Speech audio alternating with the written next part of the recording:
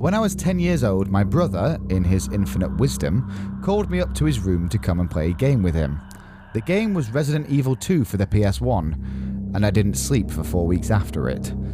However, in the moment, I became obsessed with the fear effect that horror games bring, and so when I was asked to review new Scare 'em Up Song of Horror, I jumped at the opportunity.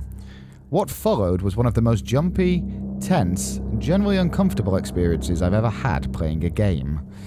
Song of Horror revolves around the character of Daniel Neuer, a recovering alcoholic who's tasked with investigating the mysterious disappearance of writer Sebastian Huscher. From the opening cinematic, this game wears its obvious inspiration from the cosmic horror realm of H.P. Lovecraft on its sleeve, even down to the broken protagonist with personality issues.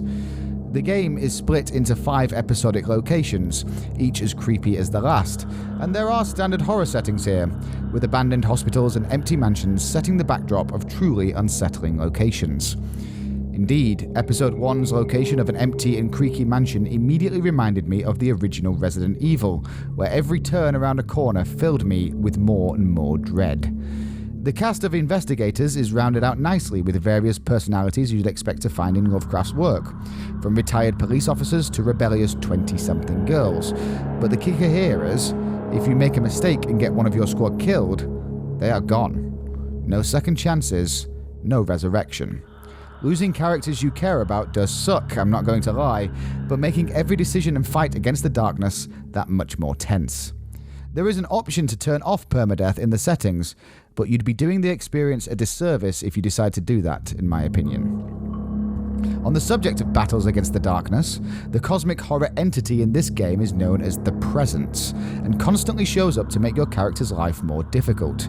The catch here, however, is that when the Presence showed up is completely procedural, meaning your actions directly influence how often the Presence emerges.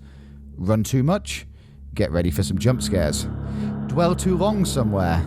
Have fun fighting back. Go through a door without listening first to check if the coast is clear?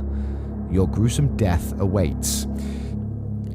It means that the scares continually feel fresh and out of nowhere, and there is no moment where you can catch your breath and relax. The button presses once the Presence shows up as well add to the tension of the situation. As your character is only armed with a light source, it means your only defense against the horror is to run, hide, and generally panic. There are hiding spots around the level to duck into, and when the darkness is trying to break through a door, a frantic button-pressing game ensues, which never got old and felt more desperate and tense the more I did it, adding to the story and narrative really nicely. Song of Horror is a masterclass in horror game design, borrowing lovingly from some of the best in the genre, such as Resident Evil and Silent Hill, while also putting its own twist on them. It is the game Lovecraftian fans have been waiting for since the disappointment of Call of Cthulhu. There are some off bits. For example, a few graphic bugs happened in my playthrough, and the voice acting is very am-dram. But on the whole, this is one of the most terrifying experiences I've ever had playing a game. That's why Song of Horror gets a 9 out of 10, and definitely earns a must-buy recommendation from me. Not since the days of playing Resident Evil 2 all those years ago have I been unable to sleep due to a game. The most absurd of all of the things, however, is that even though this game made me sleep on the couch for 2 days, and I now panic whenever I see a music box, I want to continue playing. I want to have my favourite characters survive, find all the secrets, and play through some of the locations again. Maybe that is the true test of a brilliant horror game. Something so good, I'm willing to sleep on the couch for it. A terrifying, tense experience only reserved for the very bravest of souls. I've been Ben for Invicta magazine, and thank you very much for watching. Let us know what you think in the comments, and if you enjoyed it, please do give this video a like and a share. Don't forget to hit that subscribe button and keep up with our latest content. You can also find us on Facebook, Instagram, and Twitter, plus we regularly stream on Twitch. You can find all those links in the description below, along with our website.